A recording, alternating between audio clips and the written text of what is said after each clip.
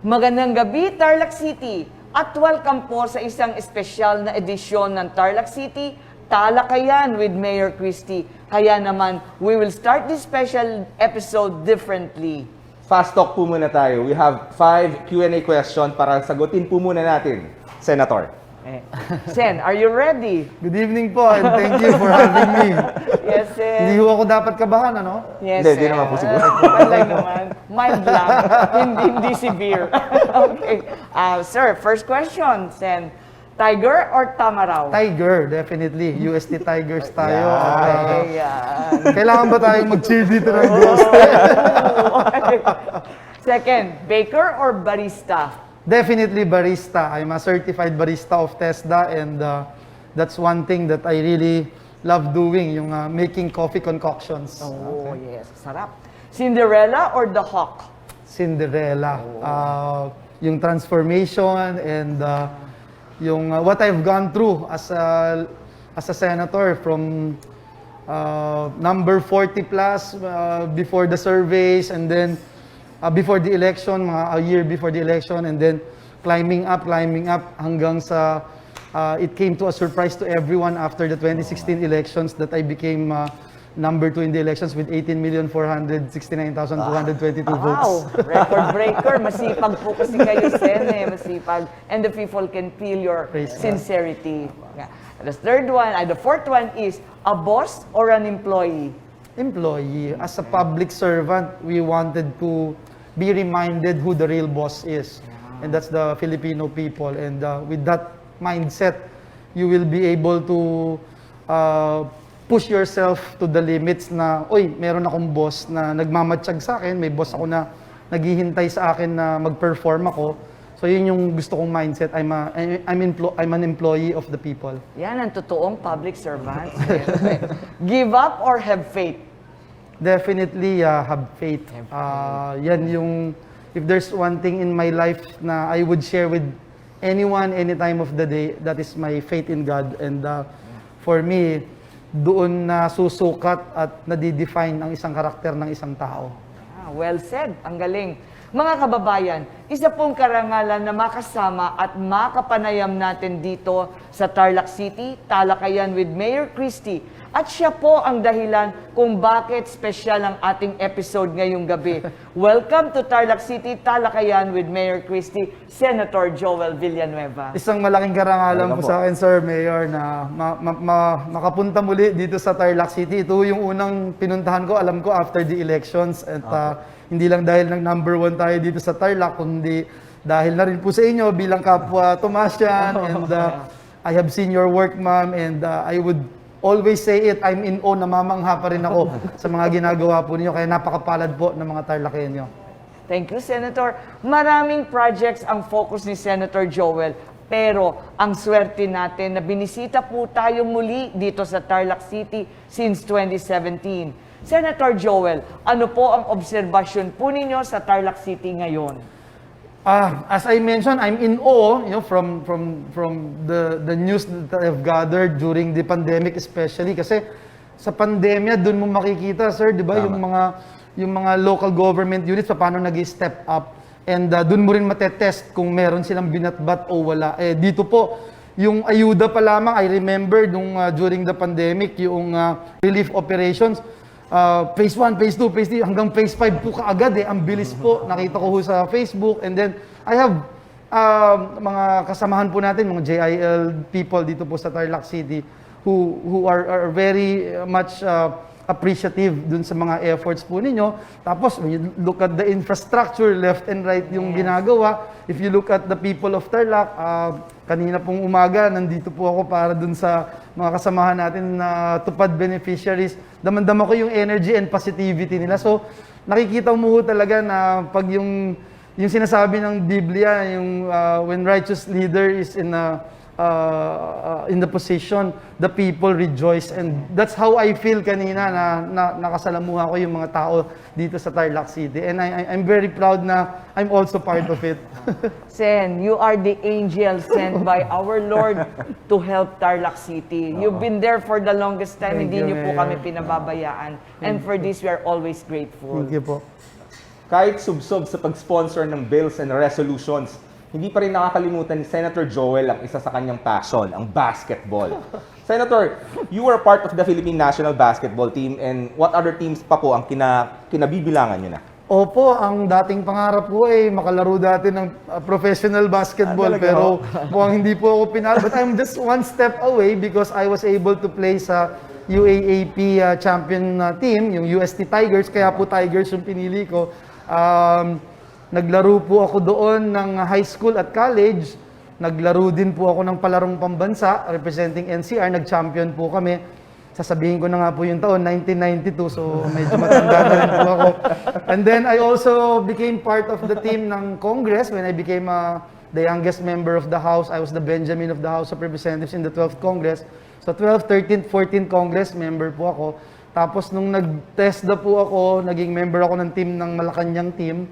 Tapos nung nag-Senate po ako, sa totoo lang ho, yung first ginawa ko nung maging senador po ako, pinuntahan ko yung Senate basketball team. Then tuwa po ako kasi parang member na ako ng Senate basketball team. Saan anong posisyon yun pag naglalaro Point guard po, sir. Alam nyo, wala pong maniwala madalas pagka katulad kanina, binapakilala po ako dito na naglaro sa Philippine team, nag-RP Youth, naglaro sa UAAP.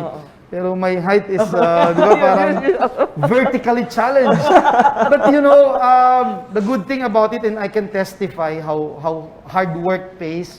Kasi ako nung bata ako, naiisip ko lagi na dahil maliit ako, mas kailangan kong magdoble ensayo. Kung ganito sila kataas tumalon, dapat doble yung talon ko. Kung ganito sila kabilis, dapat doble yung bilis ko. So, yun ho yung talagang pinangarap ko, and nag-pay off po yung hard work. And the rest is history. Naging athletic scholar po ako ng high school at college sa UST. Wow. So, malaki yung tinipid ni Brother Edith, ni Sister Doris sa akin. Dahil libre yung tuition ko.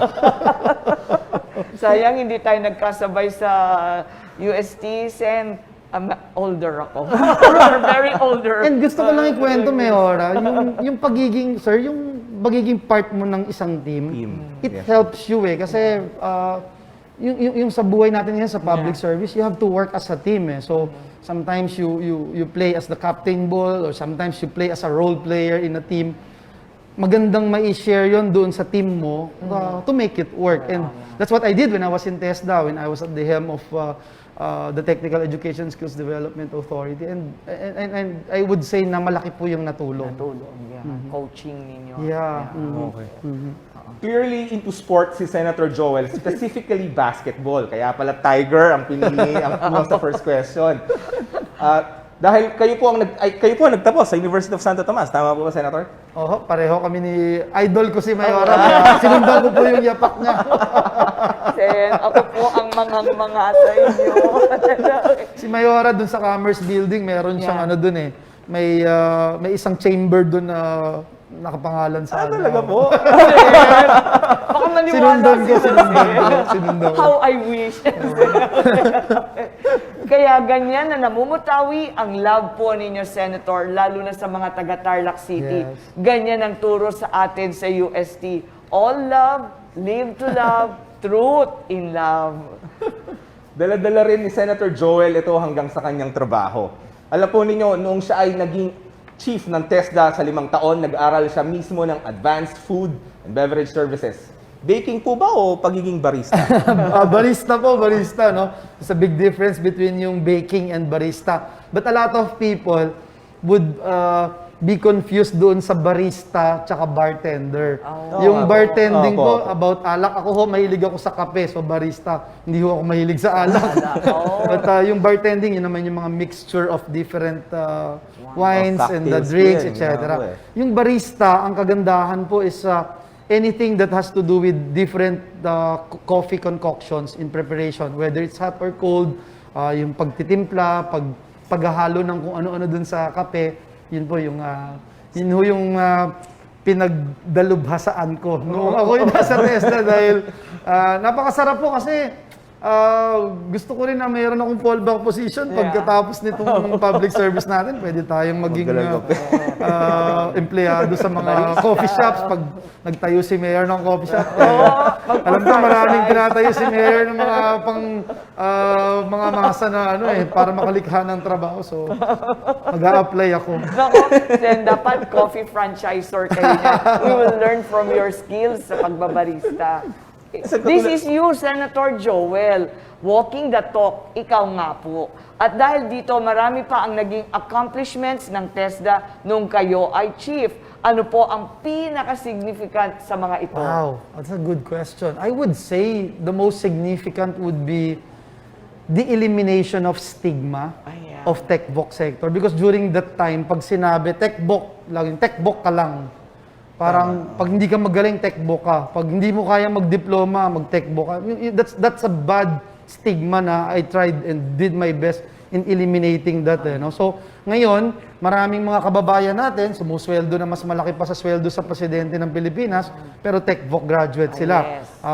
Sila ay welder, sila ay sous chef, sila ay mga talagang inangat nila yung buhay ng kanilang mga mahal sa buhay dahil sa tech-book. So, yun po siguro yung pinakamalaki at significant. And then the rest siguro yung na ISO certified ang TESDA as an education agency, the first in history, all the regions, all the provinces, and then yung TESDA online, which is now a big hit because of the pandemic. Tayo ho yung nagsimula nun. I remember when I started it, parang 20,000, naging 1 million plus. Tapos ngayon ho, there are about 60 courses available in online na free. So I think it's a major victory also for the tech-book sector. Wow. Very wonderful, Senator. Grabe ha, ang galing ng achievement nyo and congratulations for this. Thank you. Ito, Mayor, medyo kakaibang tanong nyo kanina eh. Yeah. Cinderella o Hulk? Okay. Expect na sagot natin dyan eh. Hulk, syempre, kanina, di ba? Yeah. Pero why Cinderella? Paano nakaka-relate ang isang matikas na basketballista po dito? Cinderella kasi gustong-gusto ko yung storya na when people don't think you can do it or you can make it. Yun yung storya ng buhay ko, sir eh. As a basketball player, pumapasok ako sa UST gym. Ayaw akong papasukin ng security guard dahil sabi niya, maliit ka masyado, you will not make it. And so, na-challenge po ako. When I was in politics, ganun din. I was the youngest member in the House of Representatives for 6 years, 2 consecutive terms. So parang bata ka lang, pinabili ka ng suka, tapos magiging congressman ka. And then, I passed yung law ng Procurement Act. I was the one who passed it. I was 25 years of age. So, and then I proved myself na kaya kong maging kongresista. And then, I became a cabinet secretary. Ang bata ko din. When I led TESDA, a lot of my directors were in TESDA when I wasn't born yet. So, parang ang hirap i-lead, di ba? So, yun po. And then, yung transformation ni Cinderella. Napakasarap ng feeling na yung nasa TESDA ka. For example, si Hain, taga-Tarlac yun eh, na with disability, nag-aral sa TESDA, tapos naiangat niya yung buhay ng pamilya niya. Yung barker, si Mark Escora sa Bacolod, barker siya, PWD rin ho, naging manager ng isang BPO company. Yung transformation, yun yung gusto ko ho eh. And last but not the least na story ko, yung election ho, dahil talagang parang Cinderella story, yung when I became a senator, parang no one actually feel or saw that coming. And wala ho akong ibang pwedeng sabihin, kundi the guy up there. Siya yung may gawa ng lahat. And to God be the glory. Yes. Nasa faith din po yan. Opo. Malakas ang kapit nyo sa Panginoon. Kaya naman, well, blessed na blessed po talaga kayo. Amen. Sa Praise tinahak God. ninyong landas. Para sa akin, alam nyo, Senator, at sa mga kababayan po natin, bakit mas akma yung Cinderella? Dahil po si Senator Joel ay isa sa mga nag-top. In fact, second place po sa mga naglaban para maging senador noong 2016 national elections. Baguhan po kayo at nakasabayan ninyo ang ilang mga re-electionista at returning senators. Praise God. At siyempre sa tulong po ninyo, Mayor Cristy at mga Tarlacenyo, kaya ho, I am forever indebted and grateful sa mga Tarlacenyo. Kitang-kita naman, Senator, ang pasasalamat na yan. Sabi nyo nga po kanina, Whether trabaho, edukasyon, serbisyo, dignidad at asenso, kung pagsasama-samahin po natin yan, TESDA. Kumbaga sa basketball, ayan po ay moniker ni Senator Joel, TESDA man. Pero bakit po mas pinili nyo ang isang employee kaysa boss, Sen?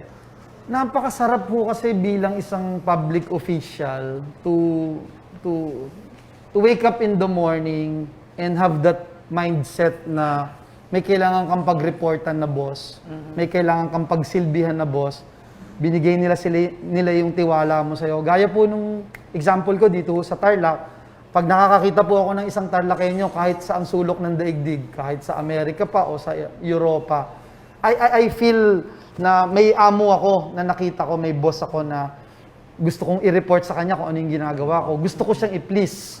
Gusto kong magpakitang gilas sa kanya. Gusto kong makita niya na worth it akong empleyado. Baka gusto niya akong bigyan ng raise. So, yun po yung magandang, for me as a public servant, yun yung gusto kong maging mindset ko everyday na empleyado nila ako at kailangan ko silang paglingkuran at kailangan kong gumawa ng something, sometimes even out of the box approach para makita naman nila na worth it akong empleyado. Senator, sa pagkakataong ito, gusto po naming personal na magpasalamat sa inyong suporta for Tarlac City. Bilang patunay po, narito po ang isang short video na magpapakita sa lahat ng tulong ni Senator Villanueva dito sa lungsod ng Tarlac. Panoorin po natin ito. Kaya una ho sa lahat, nagpapasalamat ako sa Diyos for the opportunity to be back here in Tarlac. And of course, I wanted to thank our dear friend, Mayor Cristy Angeles. Palakpakan po natin si Mayor Cristy. Alam niyo po, hindi ako magtatagal na speech. Ang dahilan kung bakit po ako narito sa inyong harapan at narito, personal, dahil gusto ko pong taus-pusong magpaabot ng aking maraming salamat sa mga Tarlacenyo at lalo na po dito sa Tarlac City for making Joel Villanueva #1 last election. Kulang po yung salita para ipaabot ko sa inyo yung aking taus-pusong pasasalamat. Pagbabago ng pamumuhay ng mga Pilipino sa pamamagitan ng trabaho, edukasyon, serbisyo, dignidad at asenso. Ito ang taimtim na adhikain ni Senator Joel Villanueva para sa kapwa, lalo na sa atin dito sa City of Tarlac. Sa kanyang mabuting puso, tayo ay napili bilang isa sa mga benepisyaryo ng suporta at pinansyal na ayuda na inilaan ni Mayor Cristy Angeles sa mga proyektong may direktang pakinabang sa mga Tarlacenyo. Kabilang dito ang tulong pangkabuhayan at edukasyon sa mga nangangailangang Tarlacenyo sa pamamagitan ng Nego Card sa 100 beneficiaries na nagkakahalaga ng 500,000 pesos. Tulong panghanap buhay sa ating disadvantaged o displaced workers na may 509 beneficiaries at nagkakahalaga ng 2,500,000 pesos. Scholarship grant para sa 395 college students. Paghahandog ng hospital assistance para sa mga kababayang admitted sa iba't ibang national government hospitals. Hindi maikakaila ang kanyang adhikain para sa mga mag-aaral at manggagawa sa pamamagitan din ng pag-sponsor ng mga batas para sa kanilang ikauunlad. Nagbigay rin si Senator Joel Villanueva ng pondo para sa mga infrastructure projects tulad ng local drainage canal sa Barangay San Nicolas sa halagang 10 million pesos. Local road with drainage canal sa Barangay Santo Cristo sa halagang 10 million pesos. Concreting of local roads sa Barangay San Jose sa halagang 23 million pesos at construction of the west wing of the multi-purpose building sa Barangay Barasparas sa halagang 100 million pesos. Rehabilitation of Tarlac City Plazuela Stage worth 20 million pesos. Tunay na napakalaki ng serbisyo at suporta ni Senator Joel Villanueva sa ating syudad. Kakibat nito ang pag-angat ng antas ng pamumuhay ng mga Tarlacenyo ng may dignidad tungo sa tunay na pag-asenso. Patuloy na makikipag-ugnayan si Mayor Cristy sa ating mga mambabatas para sa mas progresibong City of Tarlac. Ako po si Barangay Chairman Edmundo Jesus F. Ibarra Jr. ng Barangay Santo Cristo. Ako po ay nagpapasalamat kay Senator Joel Villanueva sa kanyang suporta at donasyon para maisagawa ang ni-request naming project sa city na upgrading of road at drainage canal of Juan Luna, Barangay Santo Cristo, Tarlac City. Maraming salamat po, Senator Joel Villanueva. Ako po ang barangay captain ng Barangay San Jose, Tarlac City, Mario A. Bagtas. Ako po'y nagpapasalamat, kami po'y nagpapasalamat sa ating buting Senator, Senator Joel Villanueva, na nagbigay ng concreting road sa lateral A and B ng National Irrigation sa aming barangay.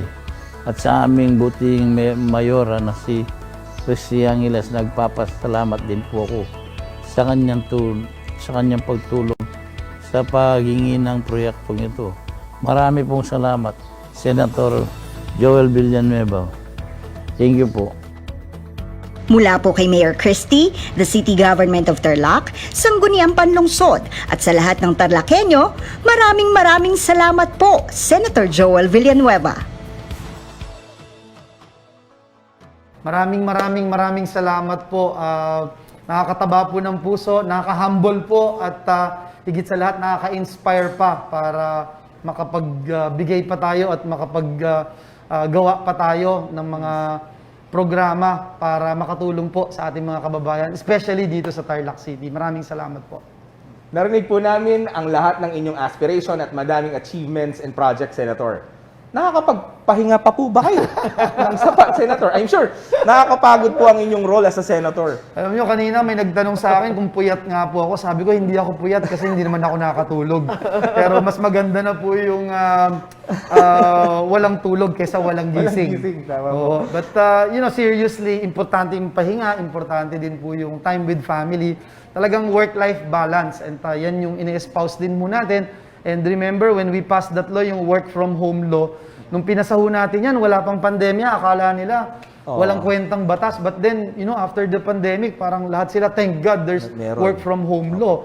And what we figure out during that time is yung work-life balance. Kasi nga, kung pwede naman sa bahay magtrabaho, bakit hindi? As long as you are protected and the employer gets what he wants, because result-oriented naman yung ilang industriya, magagawa mo, then you can perform, you can be efficient, you can be effective worker. Ramdam naman namin yan, Sen. Nakikita namin, you believe in having faith all the time.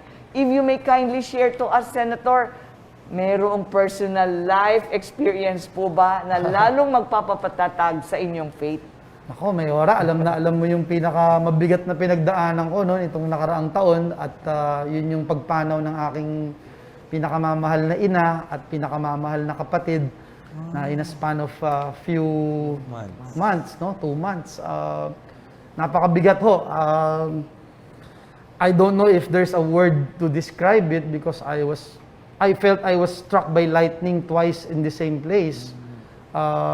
Mahirap, but yung faith in God, you realize, and this is what my mom would always tell me, na the clay will never complain or question the potter. Kasi clay ka lang eh. You also believe na the earth is not your real home. Yung real home mo is with the Lord someday, and you are God's ambassador here on earth. So you just have to do what He wants you to do and fulfill His divine plan in your existence. And once you fulfill it and tapos na, graduation mo na, it's your time. So for me, mas lalong nag-deepen yung aking faith on that particular lesson in life, na lahat tayo may expiration date eh. Mapalad nga minsan yung mga produkto kasi nakalagay doon kung kailan sila mag-e-expire, pero tayo, di natin alam.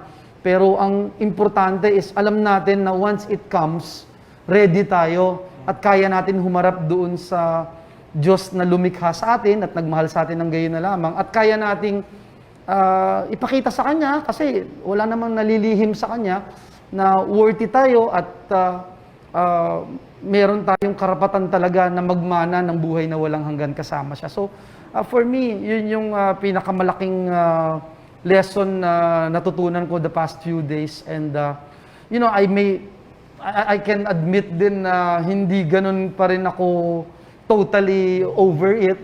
But I know that as time goes by, I'm improving. So, yun yung isang pinanghahawakan po natin. Wow, Senator, nakaka-inspire. How I wish, sana po lahat tayo magkaroon ng ganitong kalakas, katatag na faith sa ating Tama, Panginoon.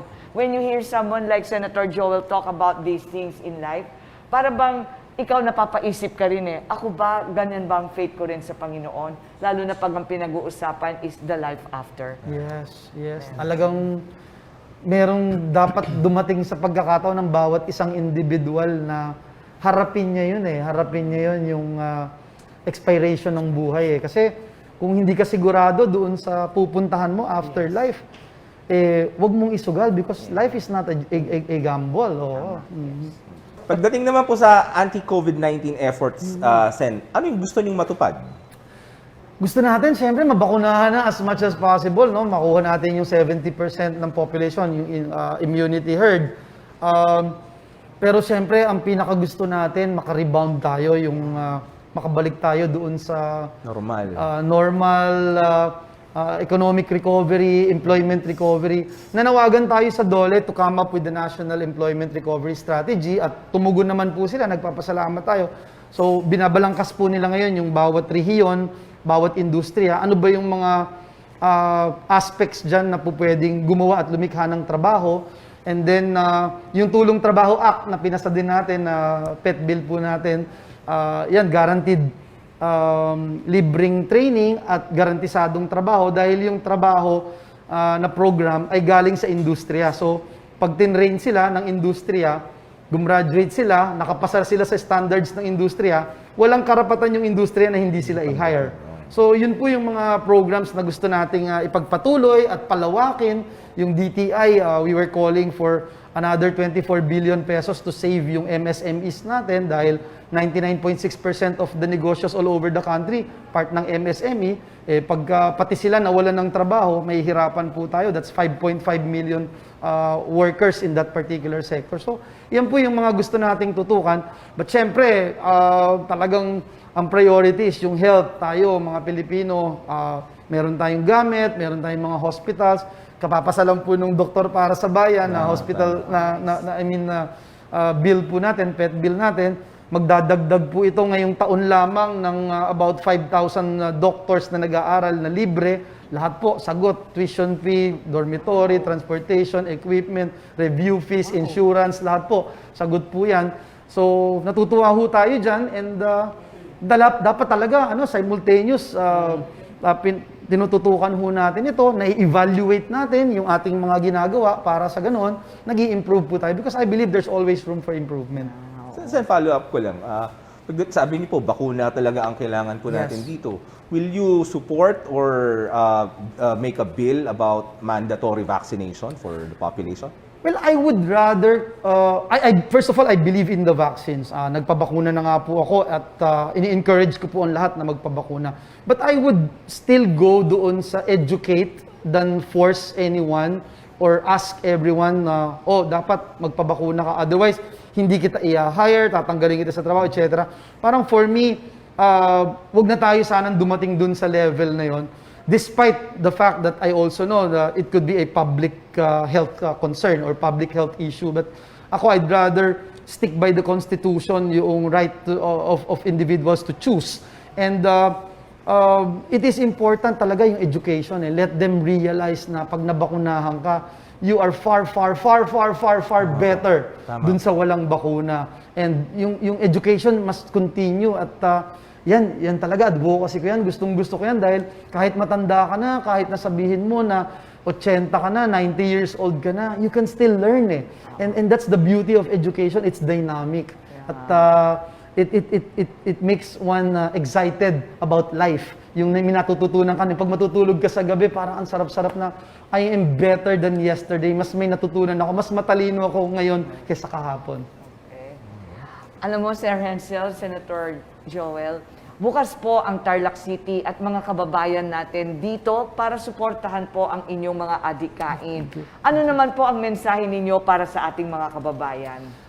Wow, ang mensahe ko lang po, unang-una ay mag-ingat po tayo dahil hindi pa tapos itong pandemya. Ayaw natin nung salita na natsambahan lang ako tapos may nangyaring masama. So mag-ingat po tayo, patuloy po tayong magsumikap dahil hindi din po normal ang buhay ngayon. Magsipag po tayo, let us have this passion to learn and do things na hindi pa natin nagagawa before. Huwag tayong matakot, take the risk dun sa mga hindi pa natin nagagawa, but not the risk dun sa health risk.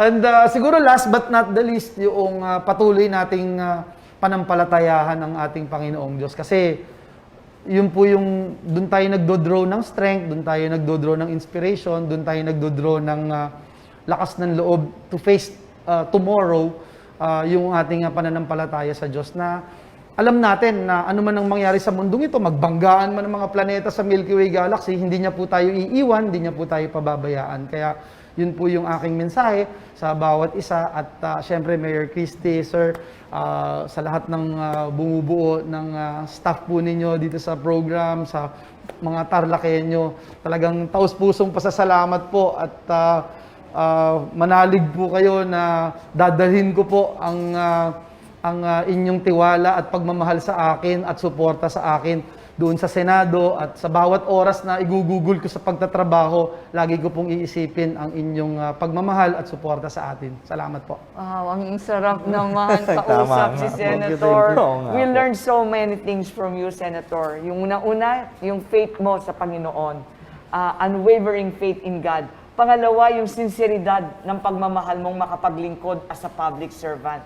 And of course, nagpapasalamat po kami at pinaunlakan ninyo ang aming munting talakayan. At marami kaming natutunan sa inyo. Karangalan ko po. Maraming salamat po, Senator Joel, for sharing us your time dito sa Talakayan with Mayor Cristy. Sen, salamat po. Sa isang karangalan po na nakasama namin in person, ang nag-iisang test the man. Napakasipag at dedicated po, Senator Joel Villanueva.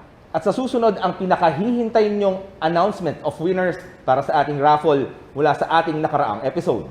5 lucky winners ang makakatanggap ng sorpresa mula kay Mayor Cristy. Ito po yung mga napili na nanood at nag-comment mula sa ating previous episode. Congratulations kina